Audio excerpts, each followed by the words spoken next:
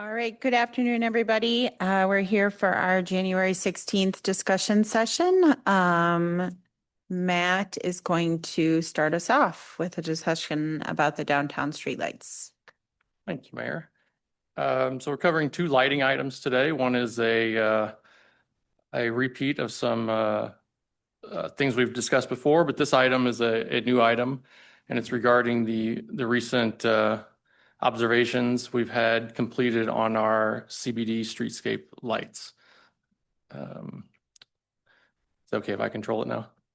Thank you. I want to shrink that down a little bit. Try to move it around if as needed. So the lights,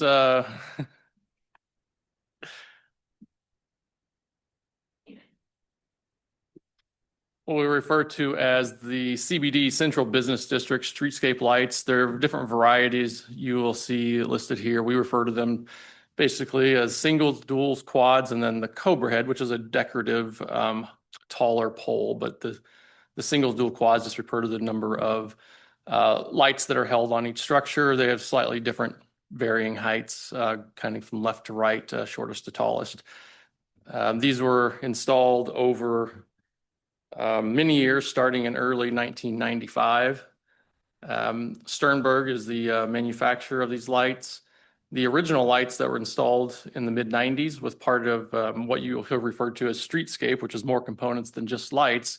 There were a number of projects that began in the mid-90s that included these lights. The original lights were steel lights, so they're more susceptible to environmental corrosion that we'll show some pictures of here in a bit. There was a transition at a point to aluminum lights, which are a bit more resilient from that aspect. And we expect we will get more life out of those. But we do have a time period from the mid-90s to, we think, close to 2010, maybe mid-2000s, where there was a lot of steel lights. That transition took place. We have not yet exactly nailed down that year of when that happened. But as we began to look, and I still wanted to say, Rich Wilburn was preparing these, but he was sick today, so I'm trying to figure out what's on the next slide. I apologize. So as we went through the last couple of years, we had a few instances in the downtown where we noticed a few more lights that were either susceptible to wind damage, storms, small hits by vehicles, perhaps, or different reasons. We were losing more lights than anticipated in the downtown area. So we wanted to take a look at why that was happening. We began to look at a map of the original streetscapes that were installed in the 90s and started to correlate it to, that's the oldest poles, they're steel that are out there. Let's get some inspections done and see what we're dealing with so we know how many of these we really need to take down and what our course of action needs to be going forward. So these poles that you're seeing, they're 30 years old. However, in the area, if you've been downtown today, you would notice that some of the buildings around the downtown have third parties throwing down lots of salt, just because there might be a little snow this weekend. And what that can lead to with the rain or the snow is these bases can get a lot of corrosion. The water can get into there, and if the base, for some reason or another, it's just corrosion, or the base itself, the concrete, was a little bit lower than it should have been, we start seeing the plate itself, where the bolts are, rust, or most likely it's the area just above that where the pole base meets that plate, begins to rust, get weak, and it's just easier for it to fail. So we use one of our on-call consultants, TWM, to perform an assessment of 190 poles in the CBD. That included poles that were installed from 1995 to 2000 and are represented by the dots in red that you see on the map to the right. They performed a visual inspection of the pole, the base of the pole, the plate, as well as the bolts and the anchor that is in the ground that support the pole. They also utilized instrumentation and devices to check the remaining metal thickness of the pole and determine a course of action for those poles. And they compared that against the manufacturer specifications we had for those poles from that time. So the findings from that are shown on the map on the left, and they really broke down into kind of 4 action categories, if you will. The first is the red, which is a remove immediately. Based off of the observations done, they felt like those poles needed to come down immediately as they presented fail or a risk of failing. The orange category is a repair or remove. And generally, there's not much we can do to repair these, and they start to corrode. We have removed all of the remove immediately poles and a portion of the repair or remove poles that we'll talk about a little bit more later. So the repair or remove was a watch it closely, and in the near term, they would recommend removing that pole or repairing it. The observed frequently, or poles in yellow that showed signs, of aging, and they recommended more frequent observations, and then routine observations on the green poles every 4 to 6 years, as compared to the observed frequently 1 to 2 years of the yellow. So I think going into this, what we were seeing with the poles that did fall over the last couple of years, that green 116, I was pretty pleased with that. It could have been a lot worse, but it's still, a significant number of poles and cost for the ones that we do need to replace. Yeah.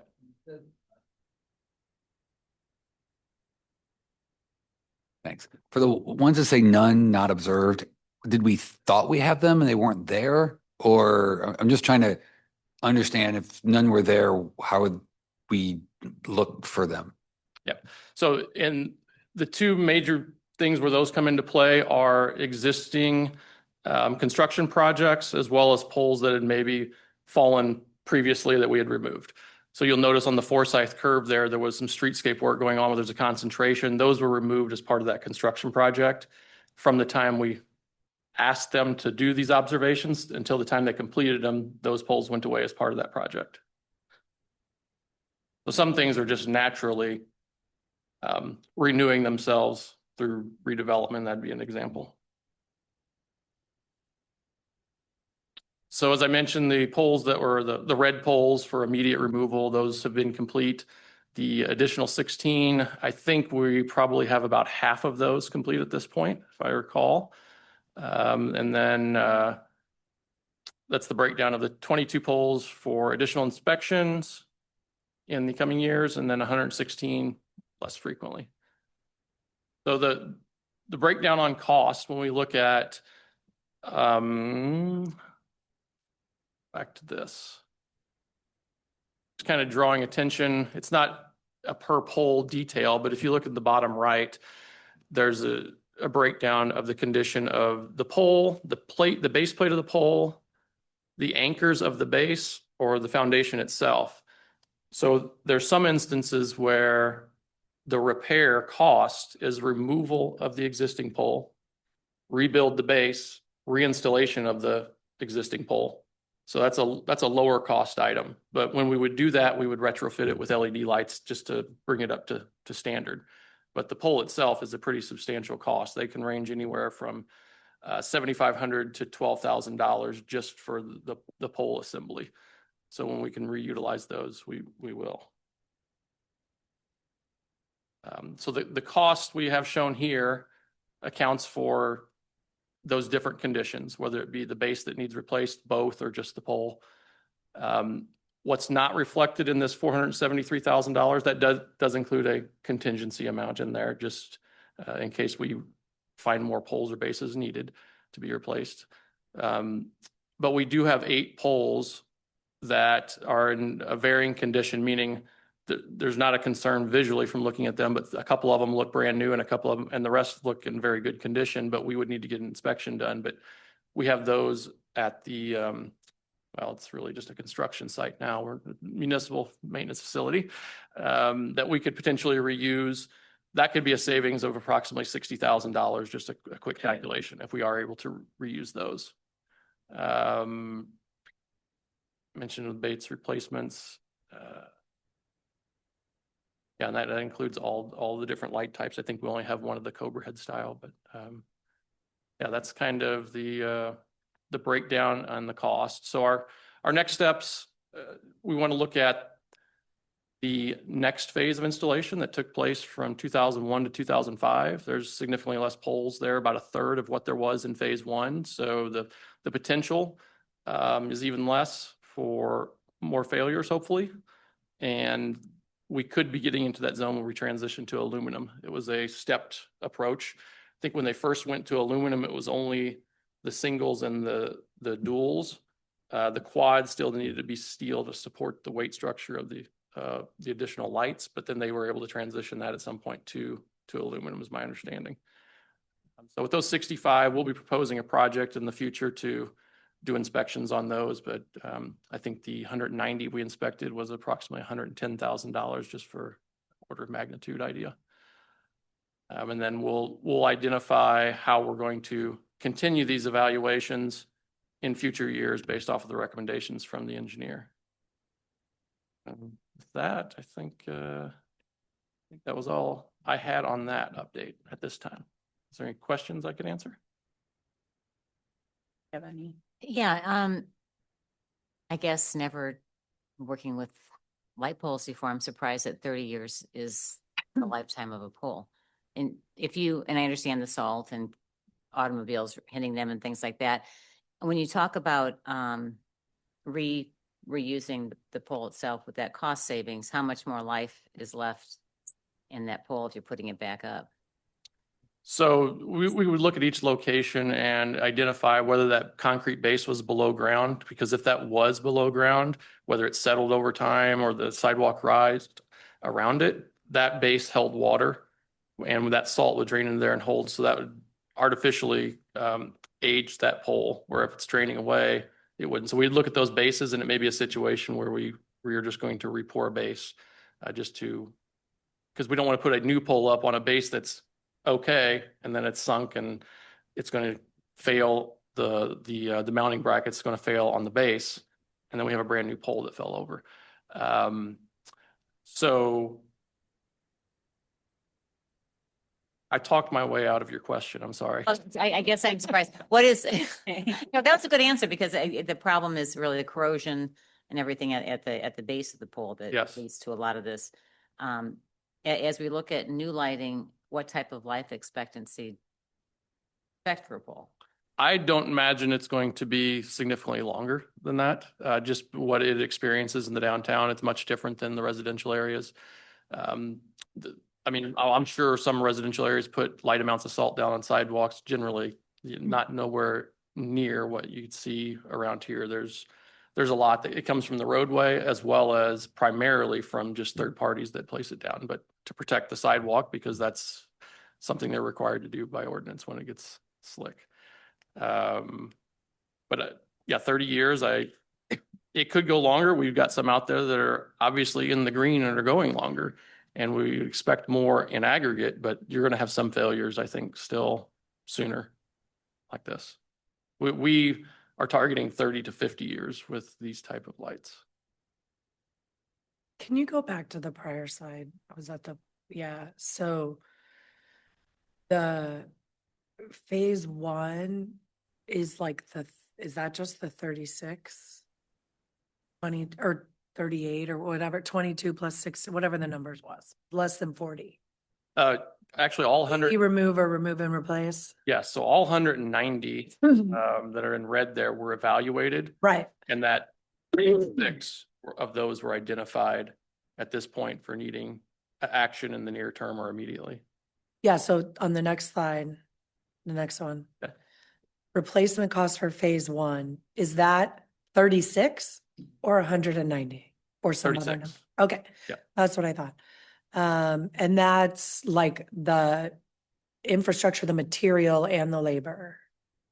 Yes, so some of those, I don't mean to jump back, but some of those observed frequently. If that was a base that was combined with a pole that was maybe either also yellow or in some cases green, if we had overlap we're considering that in this cost. Yeah, The cost could okay. go down as we dig into a project more, but this should be hopefully the high side of that cost. Okay, I just want to make sure I understood the scope, and that's all. Thanks. All makes sense to me. I don't know, Matt, is this something where we could either do this or not do it, or we could do this way or more cheaply, or are you simply reporting that this is what you think needs to be done and this is what it costs? So the removals are something we need to do. The inspections are something we need to do. We've got it identified, and there's always liability with those kind of things. The reinstallation and that's the primary cost. Some of this cost has already been spent just in the removal of those lights that were identified, but the primary cost is the work yet to come. So that would be restoring to light condition, the same light, the same locations that currently exist now. We have not looked at modifying and removing some of these lights. That is an option. You convert a light to a handhole pull box, and you're just missing a light in a location. So there's nothing that says that it's a requirement to spend these dollars. This is just the cost to restore it to light condition. I guess the bottom line, this is what you would recommend is the preferred course of action. Yeah, for restoring what we've got out there until we would have a plan to change the way we do streetscape lighting, this would be the course to take. All right, thanks. I think Rick has his Yep. hand. up. Rick, go ahead if you have a question or a thought. Great. Can you hear me? Yep. Wonderful. So I just have two questions. One, is there, as we went through this, did we learn whether or not there's anything we can do to prevent and or extend the life of the existing 116 poles so that this might not happen again? And I guess I'm addressing whatever number of those are probably steel poles rather than aluminum. Yeah, we would expect all of these in this time frame are all steel poles. And you can see that some of the good majority of those have performed well and are still holding up. What we've experienced that tends to be the issue is if it's in a location where that base can hold water, that is usually what leads to it. And it could be that if it was constructed in a way that it was flat with grade and it just debris builds up and it catches and holds water, or it was constructed to where that base was slightly below the sidewalk grade and it pools water into there. It can hold that the salted water and cause corrosion in the base. So that's the biggest thing that we learned from doing this, is ensuring that those bases, when constructed in the future, they need to be above ground, which we kind of knew that as just going through this process. You saw it in practice. So that's good to know in terms of new construction. What I was wondering was, is there some kind of extend the life, like put an epoxy around the bottom or create a dam of some sort or a sealant, it's anything just to perhaps mitigate the risk of future corrosion? There could be something like that in those cases of those 22 yellows. My read of this is those 116 greens, they've been there 30 years and they're not showing any signs of issue. We check with the engineer regarding those 22 yellows. Sometimes there is, a refinishing of the metal that can be done if you're starting to see signs of corrosion. These lights are powder coated though, and I would imagine the process of, if we were to repowder coat them, we don't have a cost for what that would be to remove that light, have that done. We can see if there's an in the field option, but we haven't explored that yet. Okay. And my last question, I think you may have answered this already, but I just was wondering if we learned anything from the data about, are there certain physical attributes that lent themselves to an increasing risk of corrosion? So you talked about grade. I just wondered, like if it's at a corner or some other kind of observations that you might be able to draw from this. Now, the map you see on the left here, the red dots and the orange dots are scattered throughout. In some areas, I do see a couple concentrations, but nothing had jumped out as far as, oh yeah, when we have this situation, it always occurs. Absent of a low base, you're seeing this happen. I don't know why there's a stretch on Central there, but otherwise they seem pretty scattered about. Okay, thank you. Two things so on the 473, I thought I understood it. Then you mentioned one thing that maybe got me confused. That 473 is just the replacement. That does not include any of the costs we've already taken on for inspections and everything else. It does not include the observations performed for this report, but it does include some of the costs of removals we've already done. Okay. But most of the 473 is put them back in. Correct. Yeah, probably, you're probably talking less than $20,000 is spent right now. Okay. So if we wanted to go forward with this at some point, soon, later, whatever, like who's going to build them? Like, obviously, we want them to look as similar to the ones that are as possible. Are we going to go back to Stanberg, whatever the name was? Yeah. And just go back to them? So you don't have a concern about their ability to make them? No. The concern was about the steel ones they made years ago. Yeah, this time we would get just the new materials they use, and we're buying for the last 10 years probably, is our estimation, is aluminum. It's much more resilient to this type of corrosion, and that's a custom light that was chosen and built by Sternberg, that was chosen in the 90s by the city. They've since went on to market that as the Clayton light, and they sell it, but it's a custom fixture and everything that we would plan to match with. And just, even though we're not talking about it today, it's an interesting question, at least in my mind, is if we wanted to consider the Clayton light for all of our streetlights citywide, is that impractical from a cost standpoint, or is that something that you've considered? Impractical. Okay, fair enough. Okay, thanks. It all makes sense. You might have already answered this. When were these all installed originally? And was it done all at one time? It's no. So they began in 95 with a higher concentration between that you see in red there. Okay, It's a very small, I'm sorry, you can't read probably, but that was run in 5-year increments as you work down the left side from 95 to 2000, the orange. We are missing some more recent, probably in the last 5 or so years, that we need to add to this map of developments that have happened. So you'll see some gaps in there that we know we need to fill out, but those are aluminum, new, not of concern right now. I just didn't want to portray that this was all downtown streetscape lights. It's the ones we have documented and are tracking right now. Good. Your best guess, is this something we'd have to do like every 4 to 5 years, maybe spend this, or is this going to be like how often? I don't see a set repeat of this right now. We haven't seen. Right now, we're getting some information on how these steel poles are performing. We're seeing some end of life in certain areas based off this report. We haven't seen anything where aluminum is failing in the same way.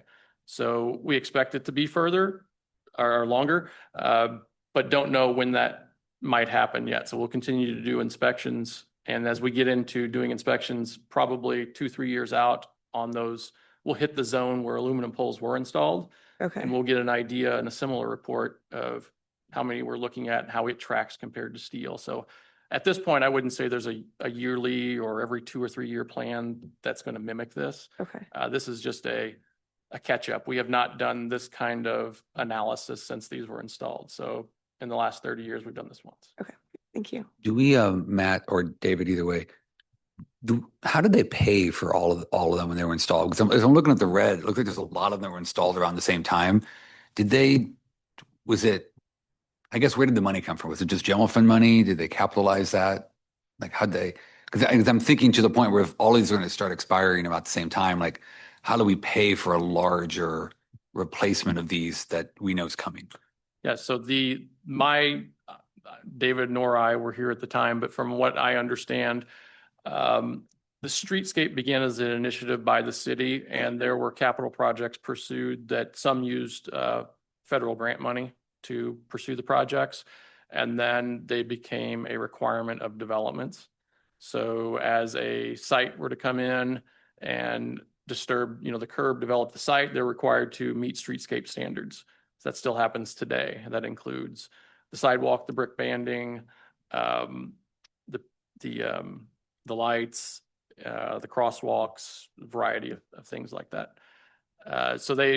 It was a combination to begin with, but I think it was heavily focused on the city and doing a capital project to get it started, but we haven't done one of those to expand it ourselves since I think 2011 or 12.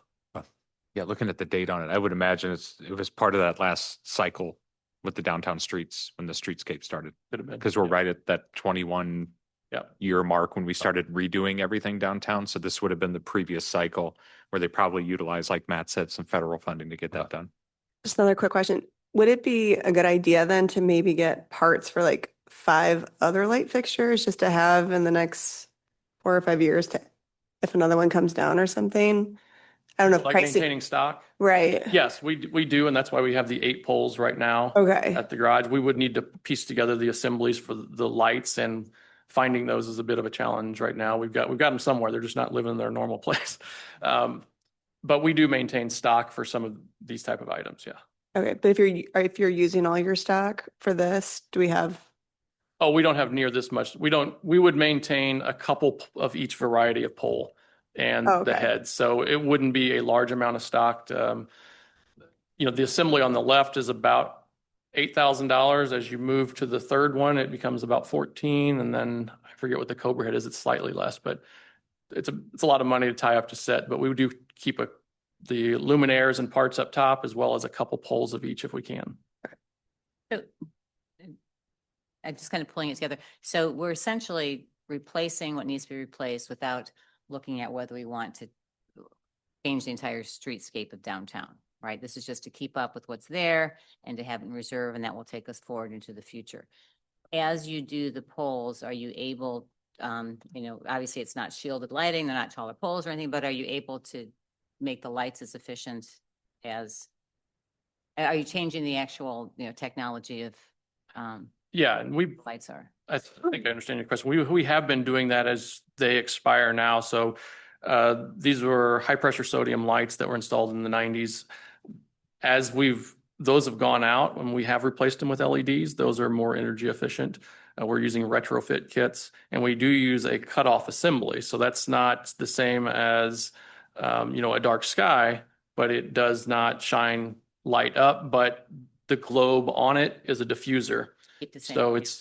it's a little in that direction, but with the way that the globe is fully diffused around it, we can't prevent it if we're maintaining the style. Matt, thanks for all this information, and everybody asked a lot of great questions. So, yeah, I mean, I feel like it was something else that got dropped on your plate. So it's hard to believe that this is happening as well. So, but yeah, thank you for all the information. And then, so how will the 400 and some $1,000, when will that? Yeah. So we'll discuss timing with Okay. Public Works. If you remember when we were going through the budget, we were talking about the capital fund and the capital fund balance. We had a capital fund balance of a few $1,000,000, and I had suggested at that point in time, let's act as if it's not there, because that's what we would use to fund the replacements on the lights. The good thing is, when we were initially looking at it, we were really concerned with the number of lights that were out, that we could have 100 of these that would need to be replaced. And then you're looking potentially up to a $2 million project. Thankfully, this is a lot less, but the funding source would be the same, which is the fund balance within the capital fund. But I'll talk with Public Works about timing, and we'll come back with something either between now and next budget year and do it in a budget amendment, or be a part of the fiscal year 27 budget. Yeah. Great. And so just are there areas, I mean, living in a place that's lost some of its streetlights and knowing what that feels like, there's just a couple areas where it seemed concentrated, the reds and oranges. Are there areas where we need to go back sooner than later? Like, we wouldn't want to wait until next budget year. I would say that World News would be the spot where you've got those 4 out that are all in a line. The streets across, the lights across the street are operable. If I'm not Right. mistaken. There may be one orange that's coming out over there. I mean, we'll discuss getting it done I mean, this fiscal year with it. Do a simple with it- like with- survey at night, Well, like and- walk around. And with it I coming mean- out of the fund balance, whether we do it this year, I mean, it's not really like a planned budgeted Right. expense. We Yeah. can really get after it Like, anytime. go ahead and do What I it. want to make sure is, yeah, I just want to talk with Public Works about our capacity to go out, Yeah. work with the removals, the installations, inspect the stuff as it's happening, because we're also going to have a number of other restoration type projects throughout the city in addition to our regular work and what's going on at the maintenance facility. So it's just working in the timing. The biggest sense of urgency though is getting the lights down that could potentially fall. But But if there's we'll look at the timing. I mean, not that there's an impending project at the World News site, but don't they take them down during construction if there's some already there? Or do they, Typically, they'll need to work within that section of right of way, so the lights will come out as they're working on their project. so. Yeah. As we evaluate, Really, if it isn't too dark there, you Right. could wait. Yeah, you could wait.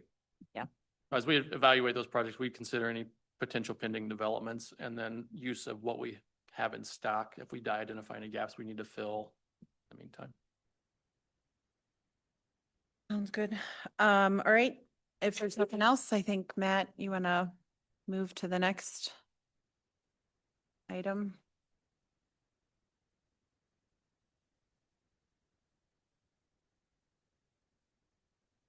Oh, sorry, Byron. I stopped the share when I closed it. I'm sorry. I'll just go ahead and open it.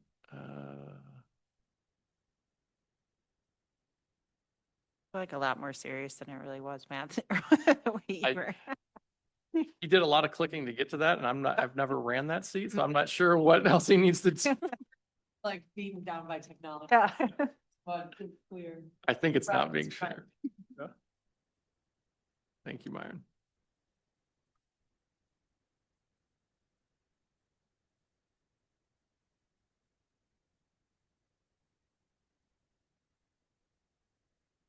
All right, thank you. All right, we're back for round 3, street lighting standard selection. As a reminder, let's see, come on, nothing that go away. There we go. So this will inform the lighting projects we have in White Elm Forest, High Point, DeMun area, and then the restoration for the tornado impacted areas.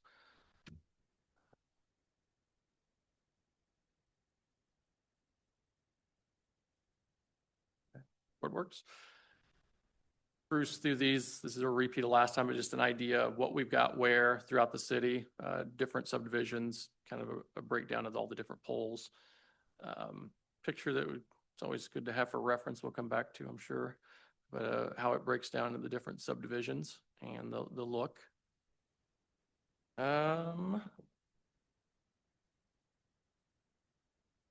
So some of the selection considerations we mentioned last time, as we focused in on 2 different options, we have taken a look at each of these for the different manufacturers, and those are compiled in a table to the right. A lot of the elements, the different colors and finishes available, the reliability, pole options, there's a lot of similarities between these manufacturers and these lights we've selected. The life cycles of the lights, a lot of LEDs are very similar, how they're serviced. I've highlighted some of the things that have some slight differences that we'll cover more in depth, but the cost of the fixture itself, the different ranges of color temperature available, and then the warranty has a slight difference. But all the other items, for the most part, between these manufacturers and even these specific lights, they are pretty consistent, as they're both reputable manufacturers.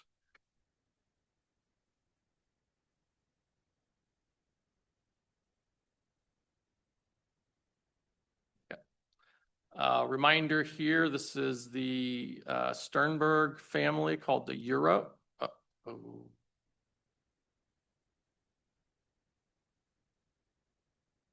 The Sternberg Euro that we have seen before. Sternberg, just as a reminder, is the manufacturer of our downtown streetscape lights. This picture in the middle illustrates the family options that it comes with. We're not proposing to utilize those, but just it was an interest item in our previous presentations to know that there was a family of option of lights if it were to expand for any reason.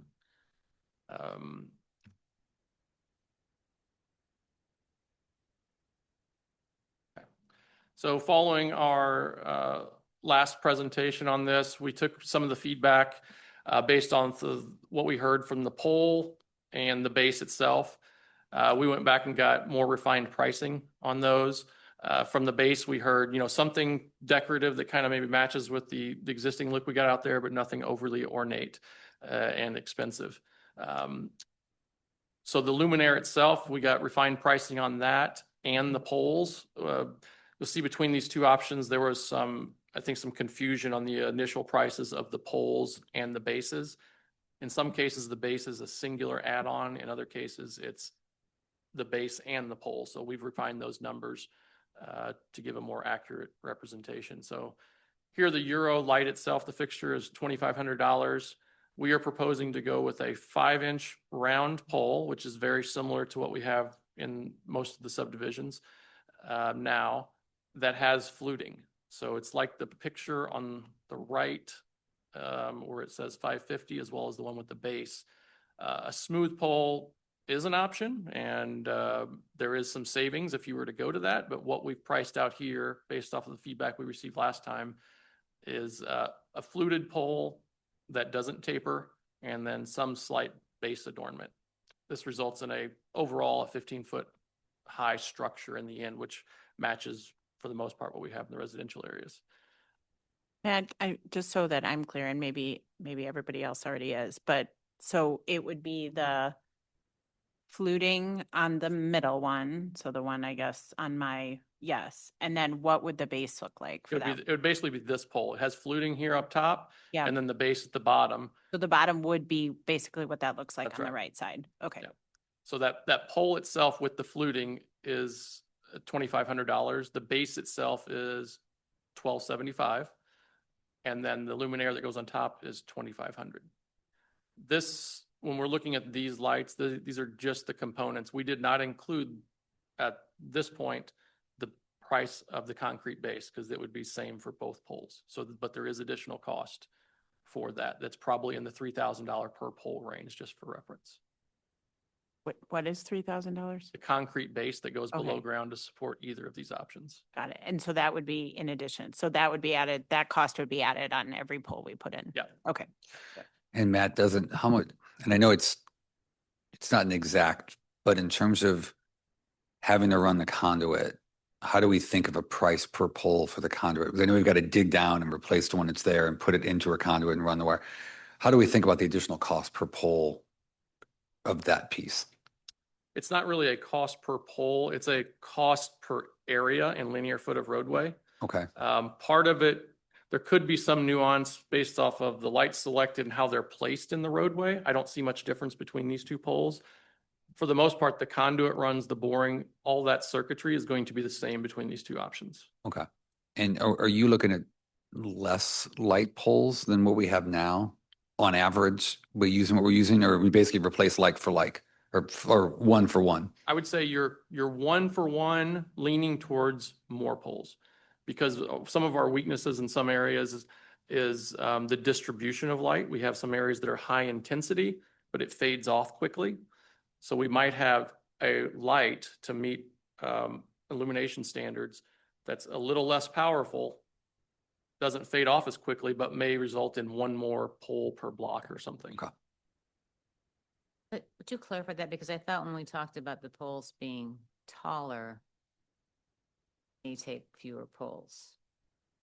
Are you talking Cobra head poles? Yeah, these, Yeah. the lights we have in the field right now range from 12 to 15 foot tall. These are proposed to be 15. So maybe there was a conversation. I think you're thinking about when we were talking about potentially switching to the Cobra headlights citywide. It was the Cobra head Yeah, that did that. yeah. Okay. But one of the concerns, again, that we talked about at that meeting is when you get into the Cobra heads within the neighborhoods, a lot of times that light distribution's actually not going to be what you would think because of the trees. They get up into the tree canopy itself, and that ends up blocking the light. So you kind of want to stay beneath that. The 15-foot pole is really the best option in the neighborhoods. And we know that's what we essentially have now. So we're not going to run into a significant amount of tree branches that are going to be limiting the distribution of the light. Another question I had is, I like the look of all this. Two things. One, Does the fluted, after the presentation you just gave us on downtown, does the fluted pole catch more of the corrosive salt or anything? Is there any difference in the life of the two poles? I know it's not the downtown heavy usage, but. Yeah. you No, don't I'm think- not aware with it. That is strictly aesthetic. These areas, the amount of salt they get is much less too. What you're saying is I think I'm hearing, could the salt splash Inside there, and No, do that's- they corrode faster? Right. So this has an integral decorative base, so it doesn't have, it shouldn't be able to penetrate down into there. The other question, just looking at the cost of it with the bases that we're adding, do most of our neighbors have bases on their poles? I haven't even noticed. It's like in Maplewood, Ladue, anywhere. So there's not a lot of cities that maintain their own lighting infrastructure. A lot of it's Ameren. Some places do, and some places you'll see it where it may look like a street, could be private property that actually maintains it. There are some places that have their own, but I didn't do a survey of those areas, but I've driven through Kirkwood, for instance, I've seen light pole bases with some decoration on them, I think. Thanks. So that results in a range of cost. We've shown 5,000 to 6,275, just because if you did not use that integral base, you would not have that additional cost. And that would be maybe in those areas where we are replacing tornado poles. The decorative base doesn't match with the rest of the neighborhood, so we would leave that off for now. Make it, installed later when the neighborhood is done, but it does have a range. And then if the option was to just not install a base, then there's an idea of what that savings would be. Option B. So this is slightly different than the one that was more traditional, colonial style, I'll call it, from last time. So not to throw a curveball, it kind of matched between the colonial and the option A, and was a more modern fixture and a slightly lower cost from Signify. It's called the Metroscape. What we've shown here is the family of light options. We're not proposing all of these, but just to give you an idea of the light options that are available. There's not a bollard option that I've seen just yet like there is with the other one, but that's the only real difference I've seen. So it kind of gives it's a little round like the Euro, but also gives that cage look a little bit like a colonial style we thought would work well. So digging more into this base option, we realized that the price we had previously was we were adding two numbers because of the base and the pole. The way it was presented, we thought they were individual costs. So this price has gone down a little bit. But what you can see here is the luminaire itself is $1,600 compared to the $2,500 with the other option. And the pole is a little bit closer in cost, but with the pole, you got two different options. You can do a 5-inch pole with a clamshell base or a 5-inch pole with an integral base, meaning it's not a piece that goes over the top of it. It's just built into the poles, all one piece. But between these two options, you'd be looking at a total cost of $3,600 to $3,800, depending on which base option you selected. And that would it wouldn't look any different. It would just be how we would choose to go about it. We would probably do the integral, just because you don't have the fitment of the collar around it and the access doors on the outside. But in those areas where we were wanting to replace and match the lights in the neighborhood, it would be an option to use just the base or the pole without the base. But it would look the same either way to an observer. Right. Yeah. So similar looking base style here, slightly different. We've tried to narrow this down to get the cost. I think if there was a slightly different base that we decided to go with, it's probably going to be in the same cost range as long as we stay in the same scale.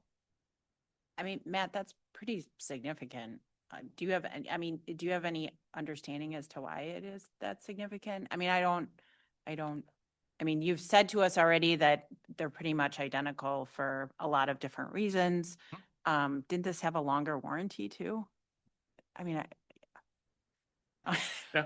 I just want, like when I mean, I've never shopped for streetlights, obviously, but I'm always trying to be, if I'm buying a nice pair of shoes, like, why is this one so much more expensive? And is it going to last that much longer? And it doesn't sound like that's No, indicated here at all. So, And both these are from companies that are been in Been the business around a over long 100 time, years. right.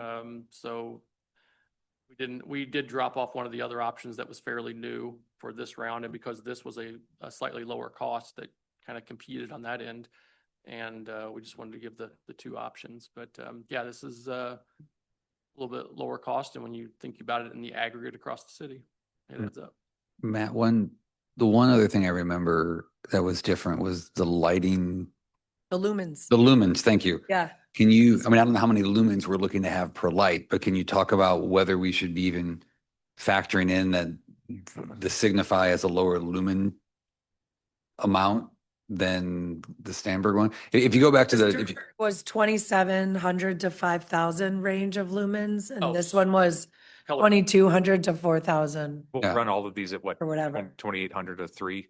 So That's Sure. what, So yeah. yeah, I guess there's two things. The lumens I did not list there. Or that's, yeah. Yeah, they're available. All lights are available in a variety of lumens to fit the need of the place you're putting it. You can pretty much pick what you need in that range, but the color temperature is what I listed here. All of them, or both of them, perform in that dark sky friendly range, and you order it for the color you want. The Signify, the one we were just looking at, goes down to 2,200, where the Sternberg goes down to 2,700. And I'll get into Cobra heads a little bit later, but we've now been able to find a Cobra head that matches both of those ranges as well that we're using. But can you remind us, because what I have in mind from what I know about like dark sky is there's like the color, but then there is also like, I think we actually want the lumens to be lower or the color to be lower. Can you, It focuses more on the color, and the lumens could come into play when it comes to uplighting, I guess, in some cases, but the restrictions that I'm familiar with dark sky are more about the color and staying under 3,000 or Kelvin. 3,000? So a typical house light or something is 2,700 to 3,000. What you see in our downtown a lot of times is 3,000. The older HPS lights that really aren't made anymore, no longer yet, that are really that amber glow yellow out there, they are in the probably 1,800 to 2,200 range. So it's really low. As you start getting down to that lower range, it doesn't, this probably isn't the industry term, but it doesn't kind of penetrate the area as well. So you could result in more poles as you take it down. Right now, the design layout that we've got, I think, can go down to 2,700 and still meet the spacing. But if we were to go down to lower than that, I think we're going to result in, a few more light poles. and for the sake of my thing, so Davis Place, I know has some of the newer lights. What are they at? It's mainly just for me because I know they're brighter Right. than the Morelids. Are you asking about the color of the light or the brightness of the light? That's The color things. is a 3,000. I think it's a 3,000. There were some areas when we first started converting that were 4,000 in there when LEDs were kind of first becoming popular. But I think we went back and even converted those again to 3,000 K. The only areas I think we've got above 3,000 K in town, there are a few select areas, I think, over High Point Demont. Just to clarify so between, if the only category being considered is this one, is the lumens and is there one in your professional opinion that makes one more preferable than the other, or is that too simplistic a question? I think it's a balance in what your goals are. If it's getting lights that are efficient at covering the area while still meeting the dark sky compliance, I think that 2,700 being able to fit in that range is that balance, and it is below what the recommended standard is. You could certainly go less if it's strictly an aesthetic desire, but then you would probably spend slightly more resulting in more lights. So I'd kind of strike that balance of efficiency while still meeting the desires of the dark sky at 2,700 to 3,000. So then Matt, before we get to the Cobra heads, I mean, just to boil it down, we basically have two lights. Signify has a longer warranty. They both have the roughly the color range we need. Signify is a lot cheaper. So is it fair to say that really it's just a matter of which one we like more? All else ends, like, are we willing to sacrifice the look of one to the cheapness of the other one? Do you like the look of the first one, $3,000 better? Thank you. That's Gonna say. a shorter way of saying what I was trying to ask. Yeah. Yes. I don't. I don't either. So so this kind of gives just a summary of what each one would look Thank like. you. The low range, if you went with no base. So you're talking about $1,400 difference with no base. As you get into the base, it adds a little bit more. There is the option too of not doing fluting, which would take, I would estimate somewhere, depending on manufacturer, 15 to 30% off just the pole cost. So it could be, you could be looking at $500 plus or minus per pole if you went with just a smooth pole. And so I think the options you see on the right there are smooth poles. But from what we heard, the feedback last time, we thought there was interest in the fluted option that kind of tied into the base. Matt, are you still going to address the warranty issue of the fact that one seems to have a less attractive warranty policy than the other? Yeah, one has, I wouldn't say it's less attractive. I'd say it's maybe a bit more standard with that pole. The light fixtures on both have a 5-year warranty. But then the pole on the Signify, they take that out to 10 years. I didn't include them in here, but there was some, one of the vendors, the local vendors gave some examples of some pictures. I didn't have one for the Sternberg pole, so I didn't have both to share, so I didn't include it, but they gave some pictures of some lights that have been installed for 10, 20 years in some areas that still look, in good condition. So I think that they've got, based on those pictures, being willing to put a little bit more warranty on it, maybe that pole performs better over the long run, but I don't think it's more about the finish as opposed to structural issue. I think when you talk about these poles, it's really about what it's going to look like. I don't know that one's going to fail quicker than the other. Matt, have you physically touched and felt them yet? Well, my question is, because I'm going to Bridget's question, like one's half as much as the other. And I think I like that idea, but I do have to question when they're light poles. Like, are they thinner or are they, that's what I guess I'm trying to get at is if you felt them and realized, oh yeah, this one's a lot thinner than this one or whatever. No, I have not. I felt Sternberg lights downtown here, but we've got cut sheets for them and I could get the information, but they are designed to meet the wind loads for this region.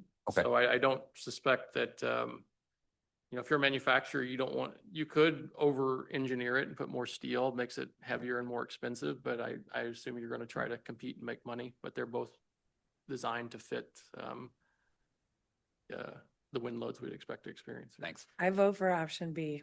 Yep, me too. Oh, yep. Oh.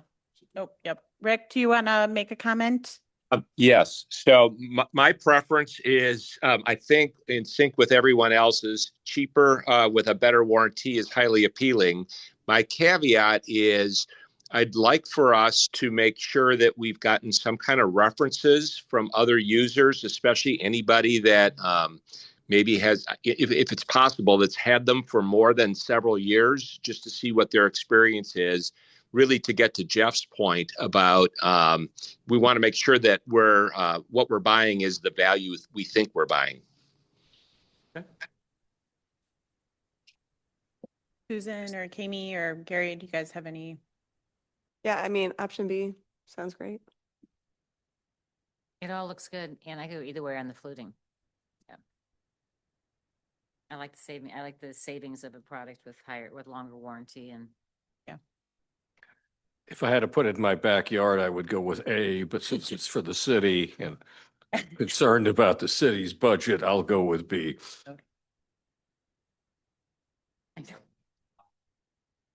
That's just, That- that's just the trick. Ah. That's how we got to deal. For red, yeah. No. Yeah. We're gonna it's put a just- blue one right in front of your house. Sit here. Yeah, That was one of the things I gave up on trying to edit in the last 3 minutes. Okay. So sorry. blue with an orange top for like the Greyhound. When I'm used to an orange top and Morelands is what we have. We have those old like orangey yellow lights that Yeah. don't actually give off any light. All right, is Great. there anything else? Sounds like, Yeah, I think I didn't get through all of the slides, but just to, not an action item right now, but just to give you an idea while we were pulling this information together, since we did talk Cobra heads last time. What you see on the left is our standard Cobra head direct burial pole. It's a composite pole that goes into the ground, standard arm with the head you see on the left there. They come in different options, but that's pretty standard of what we install. So that's about $2,300 that we would pay now. If we would go to a decorative pole in either one of these manufacturers and use either their specialty Cobra head or a basic Cobra head in a finish to match the pole, that would take it up to 6,800 to 11,000, depending on what you pick, just for reference. So it can triple to quadruple the price going with the decorative, and then you're also would have to add a base for this decorative pole, which you do not have in our current situation with the direct burial. So these would go up to 11,000 to 15, 16,000. They start looking like the price of our downtown poles. We did not get a price for the decorative light fixture over here, but I imagine it's very similar cost. So this was just more informational. I know we talked about it last time, but just for scale of reference while we were collecting these numbers. and Matt, just to follow up too, because I just want to, because you talked about today, like my street has Cobra heads. And they aren't very effective because they sit up in the trees. So, I mean, will there be any thought to going forward to buying one of the new lights? I know we talked about that we probably just do Cobra head for Cobra head, but Yeah. to actually make them effective in lighting anything When you that say would. new lights, you're saying the Well, the Cobra light head that, lights? the what, no, the lights that we just talked about, like bringing them down, because again, the Cobra heads, for sure, I mean, they're literally up in the trees, so they don't, Yeah. they don't do a ton, but. Right now, that's not the plan as we approach these areas. We're doing 2 subdivisions and then the tornado replacements. That can be discussed if that's something the city wants to, expend the funds on as we approach individual areas. But Right. right now, it's planned to go back 1 for 1. Right, in the areas. So, and I don't know, I guess I don't know how many streets actually have. Are there any It's- Cobra heads Right. targeted for replacement in your next phase of work? Yes, there'd be some in the High Point, Des Moines area. And so would we analyze that to determine if the area would actually be better served by the The lower light. shorter pole? A high level, so we've not done a detailed analysis, but the high level analysis shows that they're served by Cobra heads now. The Cobra head is a third of the cost, and you can space them out at twice the distance roughly. So that level of analysis says that it's not more cost effective. It would be a decision if the council wanted to spend the additional cost in those areas to upgrade them. But right now, we're planning to go back just with Cobra heads. Guess what you're asking is if we can make sure that they're effective in lighting the street. Yeah, I the don't, area where- because you had made that comment earlier about how Cobra heads sometimes when they're up in, areas that have a lot of trees, just, again, Right. just that concern about making sure that we're actually, because I know when we did the lighting study, that was one of the things, and this was obviously a long time ago, that was one of the things they talked about was we don't always get good light disbursement because we have a great tree canopy, and that's great, but I just wonder about, as we're doing all this, whether, and that, I mean, that will be up to you and No, it's a good- other good question. experts, but yeah. Good question, I guess, to add to that. That's part of the reason we're going back to Cobra heads where they were. We know those trees are higher, but the same people who did that lighting study in 2017, 18 are the people who are performing the design for these neighborhoods. So they're aware of that. They do have that information and aware of those deficiencies, and the projects are to address those illumination standard deficiencies for the distribution. So they're modeling lights at these heights and these lumens and these colors, and they produce a photometric plan to show where that light can go. Got it. So they are aware of those areas. Now, there may be some tree trimming that happens with it, but that's part of it. We shouldn't anticipate we're going to run into an issue where if we transition from 15-foot to 25-foot poles in areas, like we transition somewhere to Cobra heads, we might be more likely to run into that situation of the trees Okay. impacting the area. If that answers the question. Yes, no, it does. And- It does. Just one more thing. We received, I think all of us got an email with a concern about ADA compliance and the accessibility of our sidewalks for people in wheelchairs or whatever. And just asking us to be aware of whether we put the base on the pole or anything else, that our sidewalks remain wide enough for people to use them well. Have we looked at that, or have we identified any problem areas, or? I'm not aware of any residential areas that we're looking at with these projects where the bases would be impacting the existing sidewalk. If it is, and it's an area where we're moving it, we would move it, I would plan to move it out of the sidewalk so long as there's sufficient right of way and tree lawn there. It might be that if there's not, we widen the sidewalk around the pole and reduce the tree lawn through our sidewalk project. But yeah, if it's something where it's impacting, we can correct it with moving it during this project. I'd be interested in that location specifically if there's somebody Okay. has a specific I issue. don't know if it was the base, the location of the pole or whatever, but just making sure that we're aware of that as we go into the. Yeah, this is a great opportunity to take those things. Anybody else? I got that one. Yeah. Okay. Yes. Oh, now we ask questions. Go. Okay, so we'll go, get this refined. We expect that we will be largely in this style. If for some reason something comes up that a polar base slightly different than this, it feels like based on the feedback, the last two meetings, there's some latitude in slight adjustments, if I'm hearing everybody correctly, so long as we generally get this kind of look. Yeah, and especially with that kind of a cost savings. Thank you. Thank you, Matt, for narrowing it down to Yep, two it- options. It's a lot more options than I ever thought there would be. Right. Stu, my goodness. I'm glad you didn't bring the catalog to us.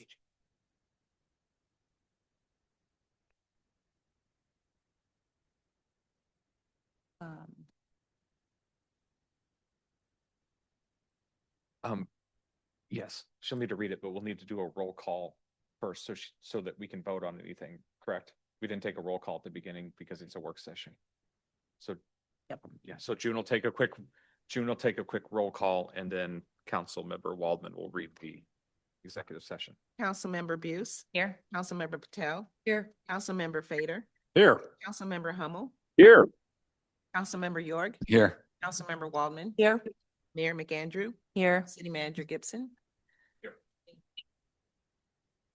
I move that the city council hold a closed meeting with a closed vote and record as authorized by section 610.021, 1, 2, and 3, revised statutes of Missouri relating to legal issues, real estate, and/or personnel negotiation of a contract pursuant to section 610.021, 12 RSMO, and/or proprietary information pursuant to section 610.021, 15, and/or information related to public safety and security measures pursuant to section 610.021, 18 and 19 RSMO. I second. Councilmember Buse, Aye. Councilmember Patel, Aye. Councilmember Fader, Aye. Councilmember Hummel, Aye. Councilmember York, Hi. Councilmember Waldman, Aye. Mayor McAndrew. Aye. Thank you.